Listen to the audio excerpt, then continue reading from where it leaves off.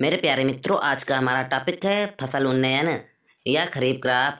चलिए देखते हैं इसका पहला क्वेश्चन, गन्ने में एरोइंग। चलिए देखते हैं गन्ने में एरोइंग क्या है। चलिए इसका आंसर देखते हैं। गन्ने में विशेषकर ऊपरी पत्तियां सूर्य के प्रकाश में हार्मोन्स बनाती हैं, जो गन्ने के ऊपरी सिरे पर पहुंचकर फल बनने के कार्य का प्रारंभ करती हैं। यही क्रिया गन्ने में फूल आना या एरोइंग कहलाती है। गन्ने में फूल आने के बाद पत्तियां बनना एवं तने की वृद्धि पूर्णतया बंद हो जाती है। निम्नलिखित विधियों में से एक विधि द्वारा फूल आने से रोका जा सकता है। नंबर 1, उन दिनों ऊपरी पत्तियों को जो फूल बनाने के लिए हार्मोन्स बनाती हैं काट दिया जाए। नंबर 2, उन दिनों गन्ने के खेत की सिंचाई नहीं करनी चाहिए। नंबर 3, उन दिनों ऊपरी पत्तियों पर ऐसा रासायनिक पदार्थ छिड़का जाए कि वे सूख जाएं और फूल बनाने वाला हार्मोन्स ना बन पाए।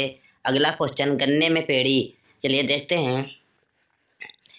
गन्ने की बोई गई फसल की कटाई के बाद उसी खेत में बोई गई फसल की जड़ों से गन्ने के नए पौधे तैयार होते हैं। इन पौधों के कारण गन्ने की जो फसल प्राप्त होती है उस फसल को गन्ने की पेड़ी कहते हैं। अगला क्वेश्चन, क्वेश्चन नंबर 3, हरी खाद के रूप में सनाई का महत्व। चलिए देखते हैं इसका महत्व। सनई की फसल बोने के 50 से 60 दिन बाद फूल आने पर मृदा में मिट्टी पलट हल द्वारा पलट दिया जाता है, जिससे सनई की फसल मृदा में सड़ जाती है और खेत में अधिक मात्रा में जीवाश्म व नाइट्रोजन का योग होता है।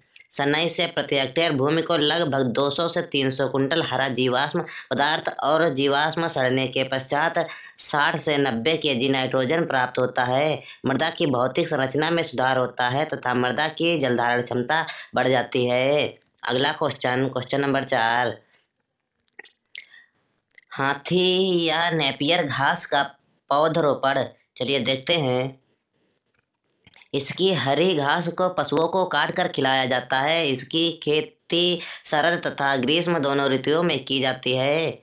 इसका चारा उस समय काम आता है जब अन्य चारे कम मात्रा में उपलब्ध होते हैं। इससे पशुओं के लिए हे भी तैयार किया जाता है।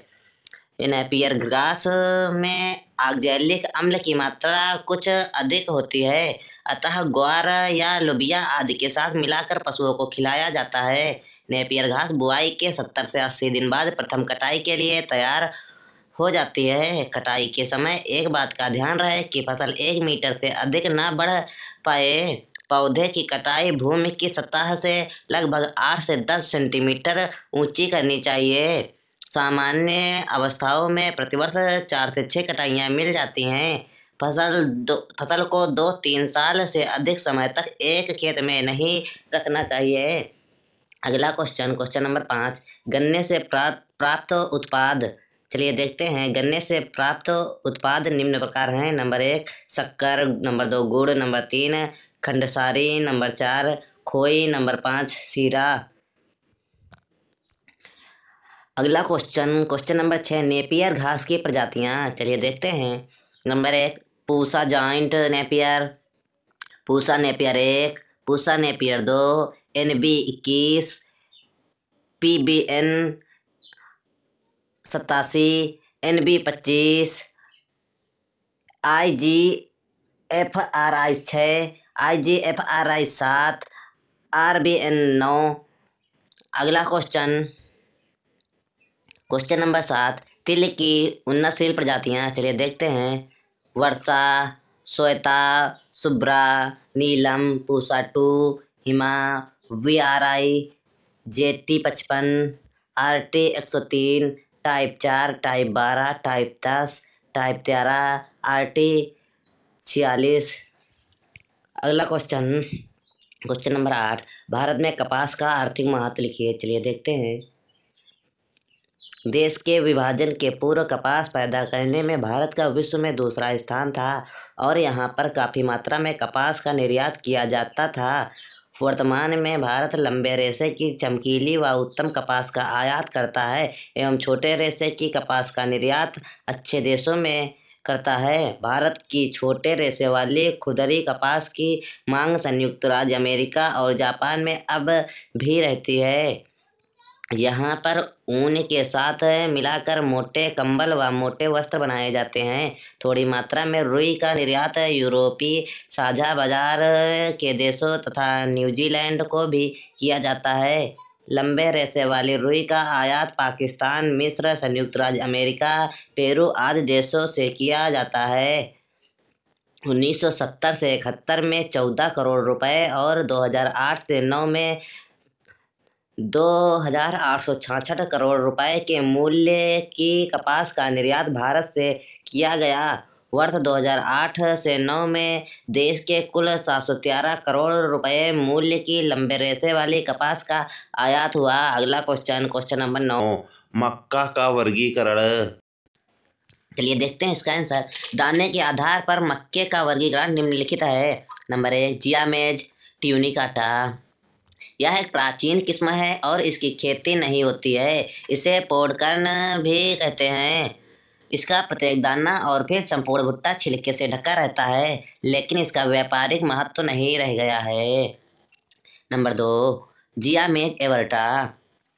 इसे पॉपकॉर्न कहा जाता है। इसका उपयोग खीर लावा बनाने में होता है। इसके भुट्टे तथा दाने छोटे रहते हैं।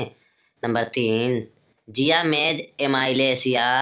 इसे मुलायम मक्का भी कहते हैं। इसके दाने नरम होते हैं और इन्हें पीस कर आटा बनाते हैं। इसे आटे की मक्का भी कहते हैं। नंबर 4, जियामेज सेकेराटा। साधारणतः इसे मीठी मक्का भी कहते हैं। इसमें मंड की तुलना में चीनी अधिक होती है। इसके भुट्टों को हरा ही उबाल कर खाया जाता है व इसकी डिब्बाबंदी भी की जाती है। नंबर 5, जियामेज इंडेंटाटा। इसे डेंट कॉर्न भी कहते हैं। इसके दाने सूखने पर ऊपर गड्ढा बन जाता है। प्रायः इसकी खेती सबसे अधिक होती है। अधिकतर सफ़ेद व पीले रंग के दाने होते हैं। नंबर 6, जियामेज इंडुराटा। इसे फ्लंट कॉर्न भी कहते हैं। इसके भुट्टों के दाने कुछ कड़े, मंडी युक्त और चिकने होते हैं। इसका आकार गोल तथा माप छोटी होती है। भारत में अधिकतर इसे उगाते हैं। नंबर 7, मोमी मक्का। इसे वैक्सी कॉर्न भी कहते हैं। इस मक्का के दाने देखने तथा काटने पर मोम की तरह चिकने लगते हैं, अतः इन्हें मोमी मक्का कहा जाता है। दोस्तों, आज का वीडियो यहीं समाप्त होता है। वीडियो अच्छा लगा तो वीडियो को लाइक करें, चैनल को सब्सक्राइब करें और वीडियो को ज़्यादा से ज़्यादा शेयर करें। जय हिंद, जय भारत, वंदे मातरम।